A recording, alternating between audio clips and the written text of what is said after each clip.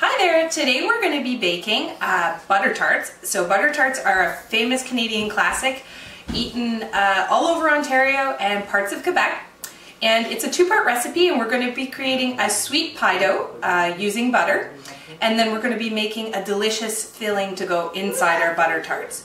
So for our pie dough here, we have 2 cups of all-purpose flour. We have 1/4 of a cup of white sugar. We have 1/4 of a teaspoon of salt, and we have 1/4 of a cup of ice cold water. So I actually have put an ice cube in my water to keep it extra cold, and this helps to keep our butter cold, which in turn translates into lighter, flakier pastry.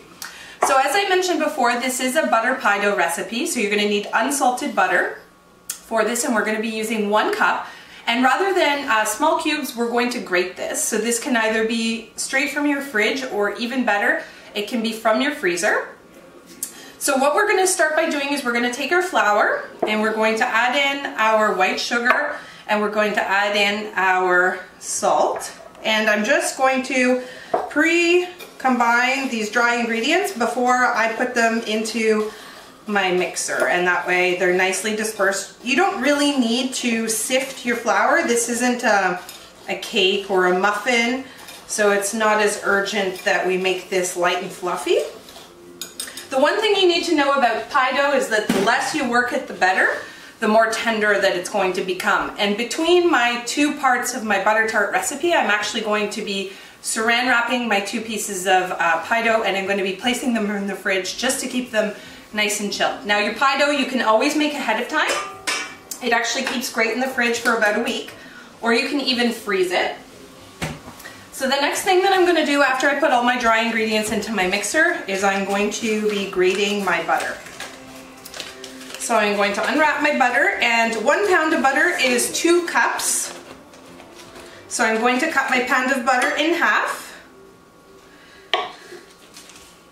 And then I'm going to wrap the rest back up and set that aside. And I'm going to be using a cheese grater, okay? And I need the coarse side of my cheese grater. And I'm just going to grate my butter. And the quicker you do it, the better, because you don't want the butter to warm up in your hands.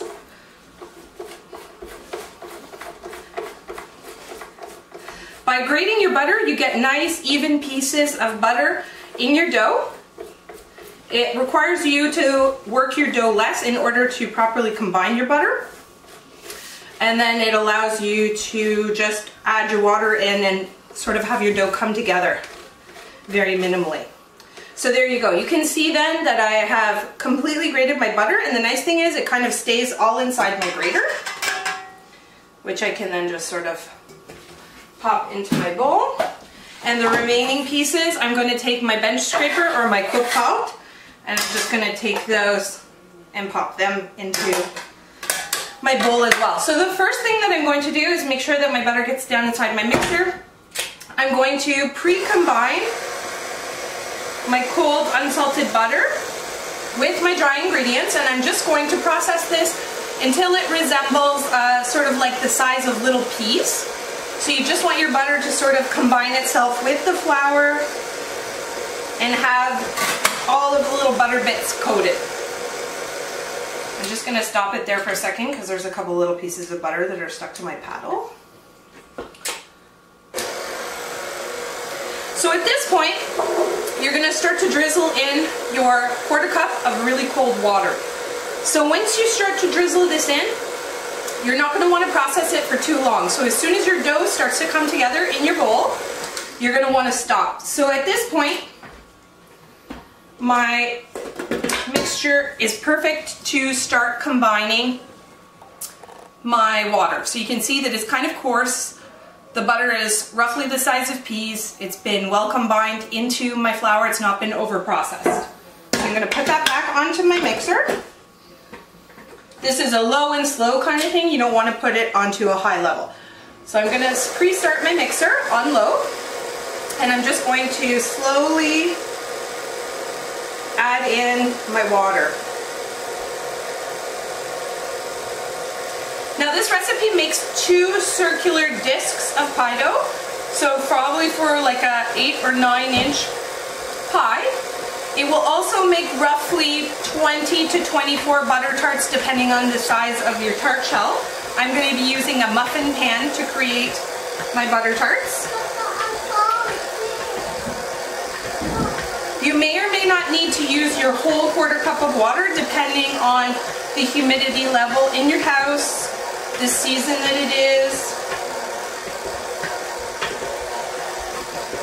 Try not to add your ice cube in because it'll just kind of flop around in your bowl. So I'm going to just turn this up now for a sec.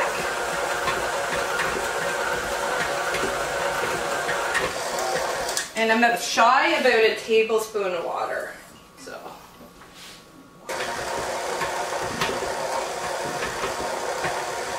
That's perfect.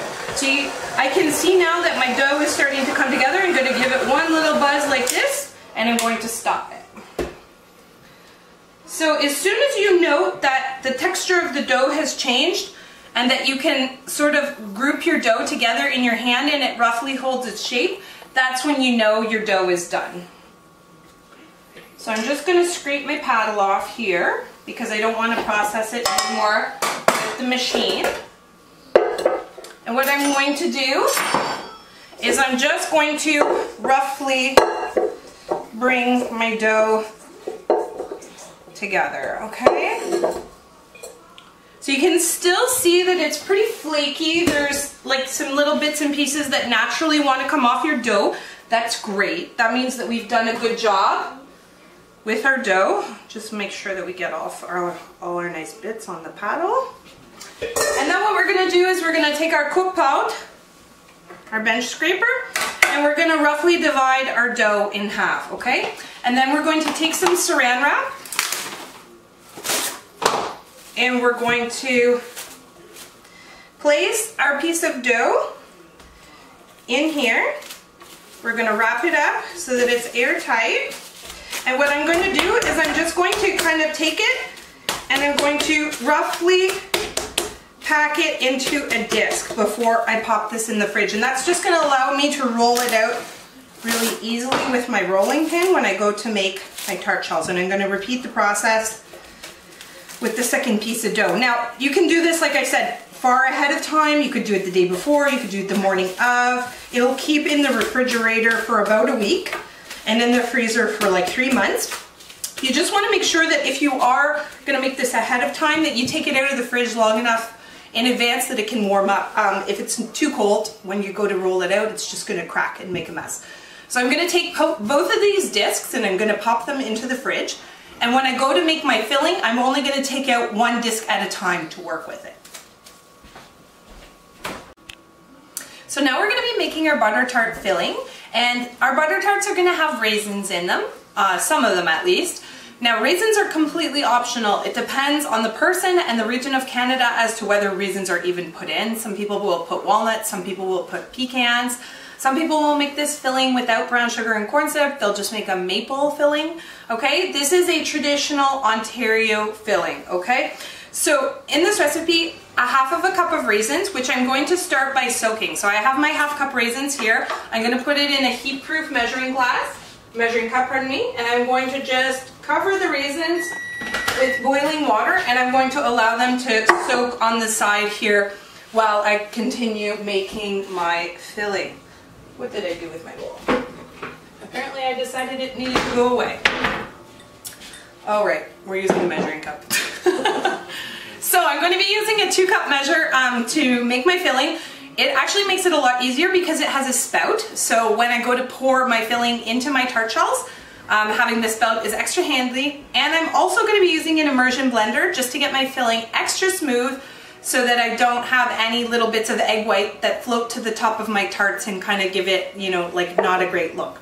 So I'm going to start by putting in my eggs. So in my filling, I have a 1/4 cup of softened butter, unsalted. So this is softened / melted. I have 1 egg. I have a pinch of salt. I have some vanilla that I'm going to put in, which is about a ½ teaspoon. I have a 1/4 cup of packed brown sugar. And then here on the other side, I have corn syrup. Now again, this is a regional thing. This is white corn syrup because this is what I most commonly have in the house as I use it for like mock royal icing as well. In Ontario, you're probably going to see more golden corn syrup. Out east, like New Brunswick, Nova Scotia, if you see butter tarts there, they're going to be made with white corn syrup, and they'll also probably be made with a Crisco pie crust, okay? One of the tricks that I like to use if I'm using corn syrup is I like to use some spray in my measuring cup, and it just allows me to pour out the syrup easier so that it doesn't get stuck. So the first thing I'm going to do is I'm going to start with my egg, because I need to scramble it a tiny bit, and so that I don't have to use multiple bowls, I'll put it in there first. And I'm going to whisk this up a tiny bit just with my fork, just to break up the yolk and the egg white. Then what I'm going to do is I'm going to pour in my vanilla, and I'm going to take my butter, and I guess I need a spatula. Okay, and I'm already kind of going to give this a little bit of a beat / pre-stir. You want to make sure that your butter is not hot if you have softened it or melted it, because it will scramble your egg and then you will end up with a very gross butter tart. Then I'm going to take my salt. I'm going to put it in. You just want a pinch of salt, and that helps to offset the sweetness. And I'm going to take here my brown sugar, break that up a tiny bit. Okay, and then finally I'm going to be using the measuring cup that I had my raisins in. So this is a ½ cup dry measure. It is easier to measure corn syrup in this. You get an exact measurement, it comes out pretty well. So I'm going to take my kitchen spray, and I'm just going to spray my measuring cup over the sink so we don't have any accidents on the floor. Somebody's slipping. And I'm going to take my corn syrup, and I'm going to fill my measuring cup. Okay, and when I pour this in, you'll see it's a lot easier to get out of my measuring cup because I sprayed it. It all just kind of glides out. You can use the same trick for molasses. So molasses and corn syrup, because they're a little bit more sticky than some other things. Okay, I'm just going to give this a rough stir to combine before I stick my immersion blender in here. Okay. And I am using the measuring cup, like I said, because it has a spout, but also because it's nice and deep. It has deep sides. So when I go to put my immersion blender in, I'm not going to end up wearing my filling.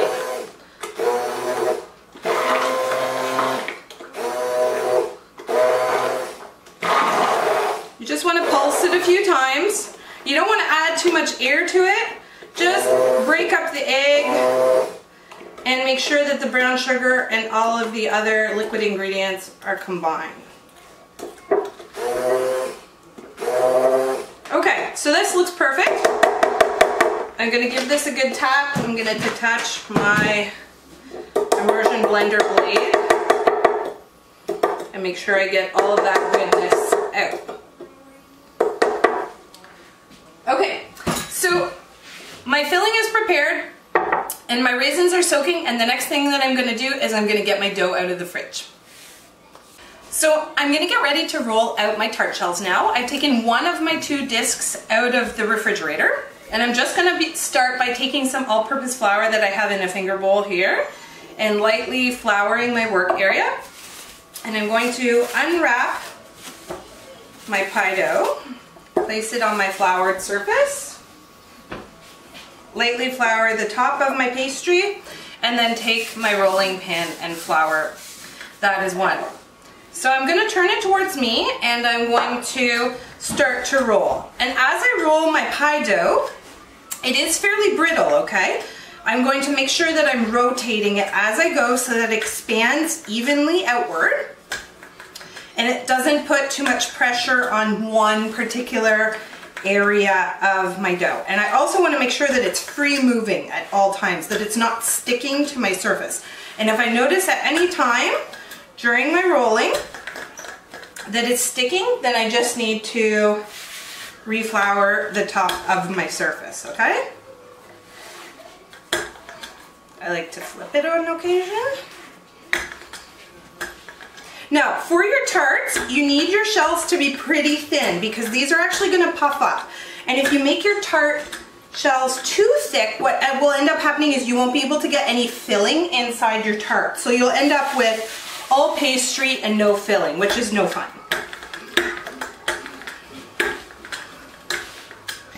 And with pie dough, the more times you roll it out, the tougher it gets.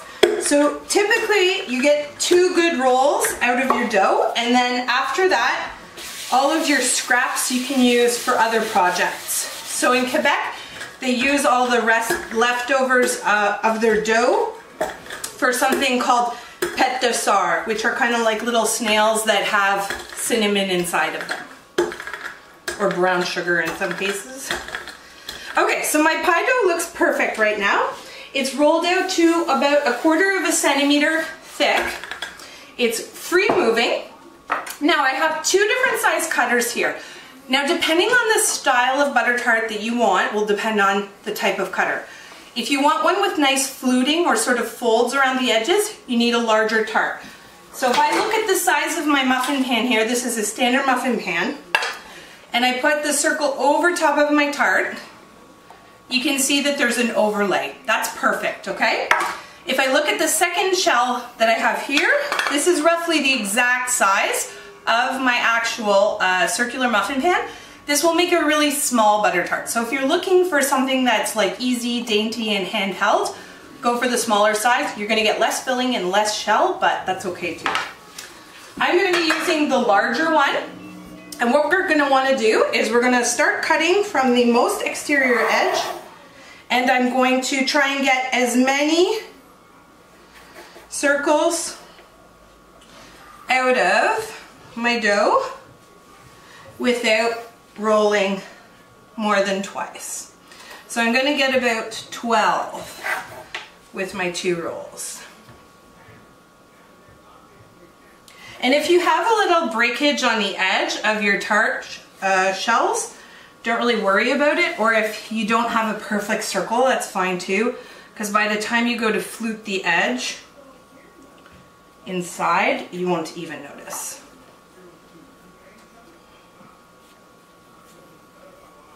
And if you have a little bit that there's like a crack and you can't quite get another one out.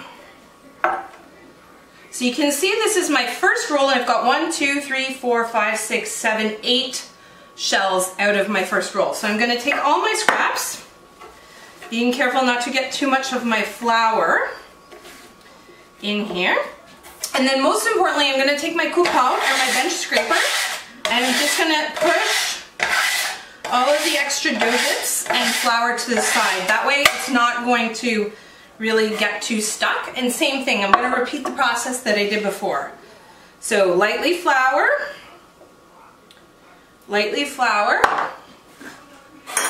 and then roll.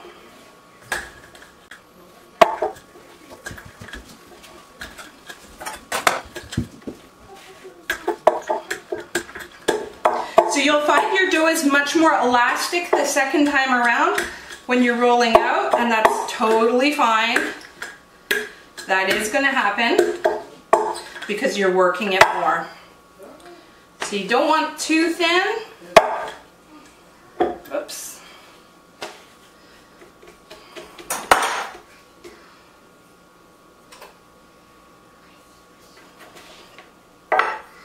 So this is 9. Then we have 10, and I think I can get 11 out of here. So I might not be able to get the 12 that I initially thought, but it's still pretty good. Okay, so I have 11 circular tart shells that I can fill. The filling that I made before will make anywhere from 12 to 14 tarts altogether, and your pie dough will make about 20 to 24 tarts. So if you want to make all 24 tarts at one time, you're probably going to have to double your filling, and then you might have a tiny bit left over. So what I'm going to do now is I'm going to take my pan here, and I'm going to spray lightly over the sink with my spray. all of my pans. And I want to make sure that these are really well sprayed, because even though my tart shells have a lot of butter in them, if they overflow at any point, the sugar can get stuck to the sides and it can make it really difficult to get my tarts out. So I'm going to start by placing my shells. Now you want to do this very loosely. You just kind of push them inside. Make sure they make good contact with the bottom, but they don't need to be completely perfect. So I'll show you again. I'm just going to push these in here. And then if I show you here in my pan, there's nice gathering around the sides. Okay, they go up to the top of the pan, and that's just perfect. Don't push too hard or you'll poke holes in your pastry, and this is a disaster because it means your filling will go underneath. So behind me I have my oven preheating at 400 degrees. I've preheated that earlier. If you're going to make a lot of butter tarts at once, what you can do is after you've lined your muffin pan with your shells is you can actually just pop them in the refrigerator until you're ready to fill. This will keep your pastry nice and cold.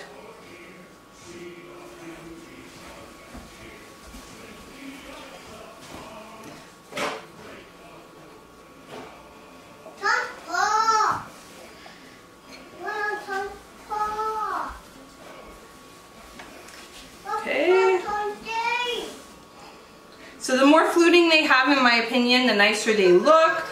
So if you have a slightly larger disc, that's totally fine, because it just means that you're going to have a little bit more fluting on your edges. Okay, so I have all of the tart shells that I've rolled out of my first disc in my muffin pan, and if I want, I can go ahead and pop these in the refrigerator until I have the time to fill them and roll out the second disc.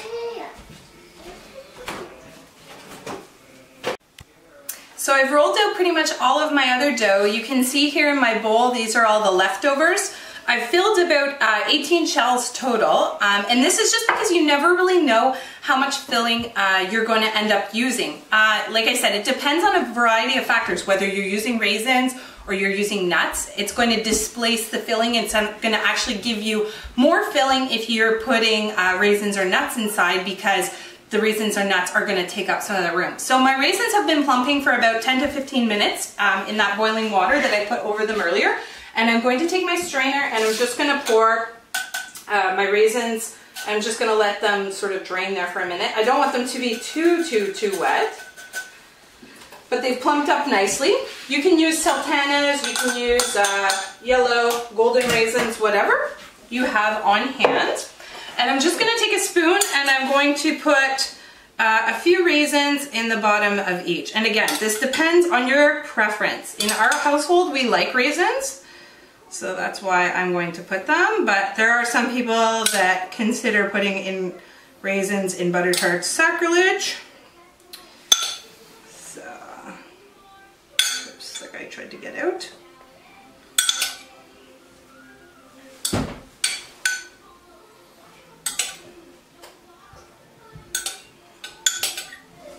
I think I was a little too generous with some of my earlier ones.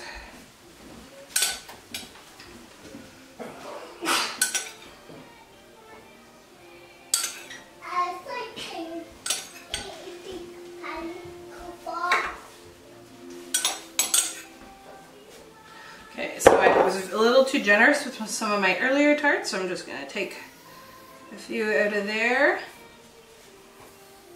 Okay, so that looks great. So I have a few raisins in the bottom of every one of my tarts, say maybe like 8 to 10.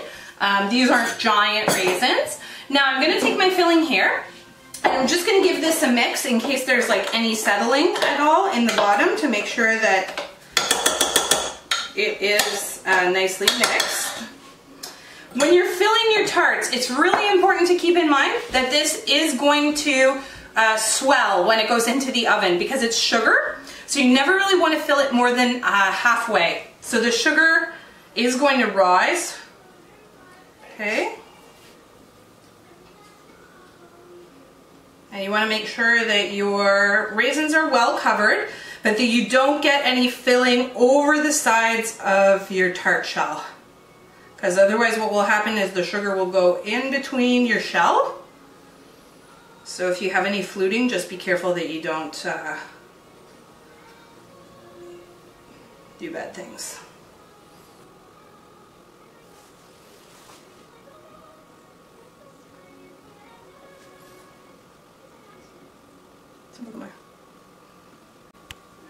So I filled the remaining tarts in my first pan with my filling, and I got 13 filled with the amount of filling that I had made.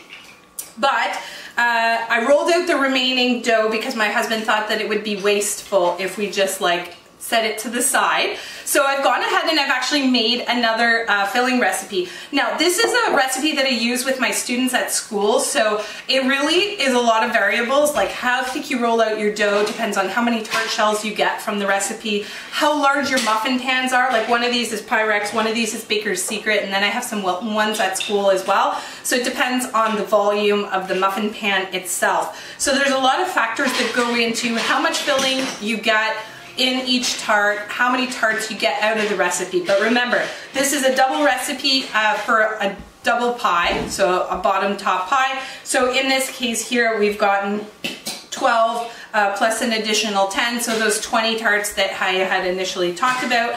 And I have more filling here. Now this filling, again, keeps great, so if I don't use all my filling today, I could put it in the fridge, and I want to make more shells another day, I could easily do that again. Okay, so I'm going to just finish filling these guys up. Again, remembering not to fill too much. Another thing to keep in mind is how you like the filling in your butter tart. So in some places in Ontario, they prefer a runnier filling, and then some people prefer a more firm set filling. So when you bite into the butter tart, some people like that it's set on the top, but that it has an ooze factor to the center.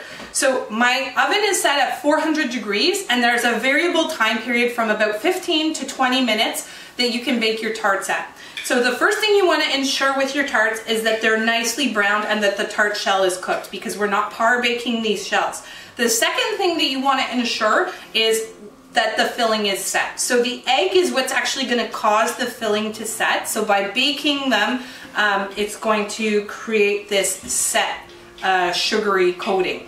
Now, like I said, if you want them really firm, you like to bite and have the tart stay intact when you bite them, you're going to go towards 20 minutes. If you prefer a runnier tart, probably 16 minutes, 17 minutes, okay? That extra couple minutes really makes a difference. Now we can put both these pans in our oven simultaneously. I don't have a convex oven, but I'm just going to put them side by side on the shelf.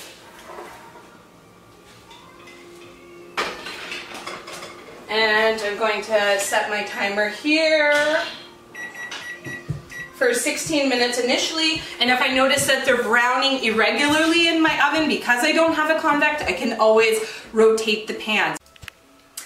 So my timer just went off and it's been 20 minutes. I rotated my pan at about the 15-minute mark left to right, and then I turned them around front to back so that they're browning nice and evenly. And I'm going to take my pan on the right out and leave my pan on the left in because they're slightly larger, so they need a bit more time. You can see that these have bubbled up quite a lot, and that they're very angry. They're kind of sputtering, and so they're like molten lava right now, and we need to let them rest here at room temperature. And what's going to happen over time is that the filling is going to cool, and it's actually going to sink slightly in the center, and that's totally okay. This is not a souffle, so where the center sinks and that's it, it's spoiled and it's totally bad. This is beautiful. The pastry, you can see on the edges, is light golden brown, and the filling is just set. So my butter tarts have been cooling now for about 15 minutes, and I've just taken my small offset spatula and I've gone around the tart within the muffin pan just to loosen any of the caramelized sugar. So I did that on all of my tarts. Now, if I look at my tart here as I take it out of my muffin pan, it's gorgeous. The color is beautiful. It's like a very toffee color. You can see that the bottom of it is nice and crispy. It's great. Here it's set. It's got good caramelization on the top of my filling, and the tart shell is nicely cooked, okay? So I'm gonna just remove these guys from their muffin prison. and let them finish cooling on my cooling rack here. Now you can serve these warm, or you can obviously serve them at room temperature. They freeze great. So if you've made too many of them, put them between layers of parchment or wax paper in a large container, and you can go ahead and freeze them. Now I'm going to cut into this to show you what the tart itself looks like. So if I look inside the tart, you can see at the bottom are my raisins, and then the filling is set on top of it. Okay, you can see that it's not running out of the tart. So again, this is because I told you I like a more set filling. And it's still runny enough that it has a little bit of ooze factor to it, which is exactly what I like. Caramelized on the top with just a slightly soft center. Mmm. Mmm. And they are fantastic. It's gonna take all my willpower not to eat all the tarts that I've made. Enjoy these at home.